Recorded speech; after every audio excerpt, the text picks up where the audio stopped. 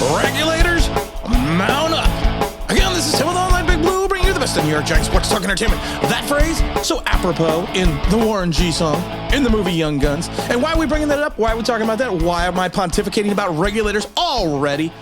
Well, that's very easy to say, because the Giants have just signed Warren G's son. Because Nate Dogg and Warren G had to regulate. Defensive back, Mr. Griffin. You know what? Not expecting a lot from him. He was claimed. He was basically claimed off waivers, off the Bills waivers. Undrafted free agent out of USC, yes, in 2001. His entire season was on the practice squad last year.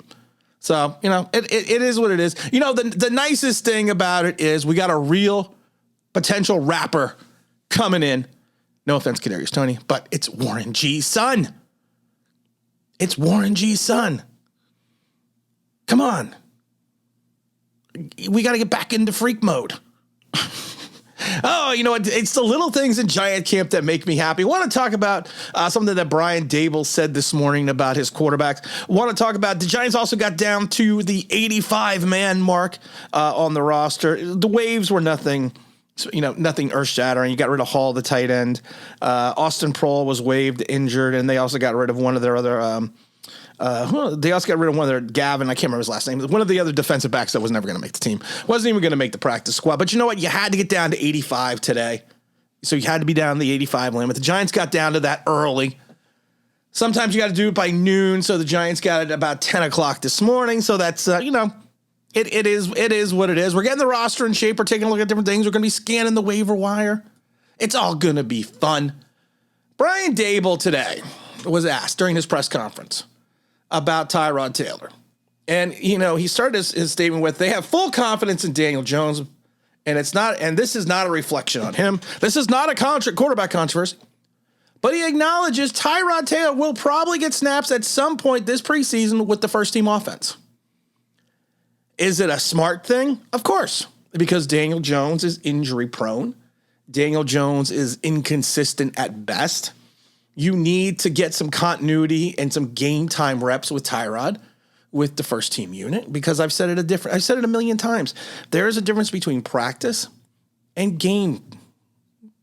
There's no substitution for game time experience. You could practice something a million times. There are wonderful, what they refer to as practice players.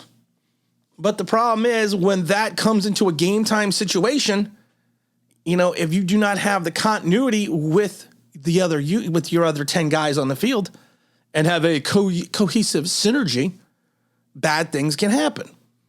Now, is this a quarterback controversy? No. Not when, you're going to have the people that hate Daniel Jones say, yes, this is a quarterback controversy. He's already showing he's wavering on Daniel Jones. You're going to have the Daniel Jones lovers sit there and say, well, this is nothing. They're just going to get Tyrod some reps, because of the fact that he needs them, that he has to have them. And you know what? You're both right. Dable is never going to come out and say wholeheartedly either way that he's never, I should rephrase this. He is never going to say Daniel Jones is not the guy. Daniel Jones could go 5 for 30 for 85 yards and 2 interceptions, and he's never going to say, I'm saying in preseason, and he's never going to say he's not the guy. Now, there may be internal discussions within the organization that certain changes need to be made, or certain changes are going to be made in 2023, but they are never going to publicly come out and bash their starting quarterback. What organization would do that? What head coach would do that? Why would you also devalue Daniel Jones? Because you don't know if you're going to end up trading him. You don't know what's going to happen this season. You don't know if he's going to ball out. You don't know. Nobody knows. So organizationally, you always have to say the right things. And those right things are, we have full confidence in Daniel. And that's all they're going to tell you. And that's all they're going to say. Listen, I go back a ways. I remember the 83 Scott Bruner, Phil Simms quarterback controversy. And to me, that was probably, you can't go to Warner. You can't go 2004 Warner and Eli. You can't go to, the early 2000s with Cannell and Kent Graham. But if you want to look at a true Giant controversy that was in this half of the century, I think it's this half of the century. It would be the 1983 battle between Phil Simms and Scott Brunner. Scott Brunner was like a 12th round draft choice out of Delaware, but he won us a playoff game in 81.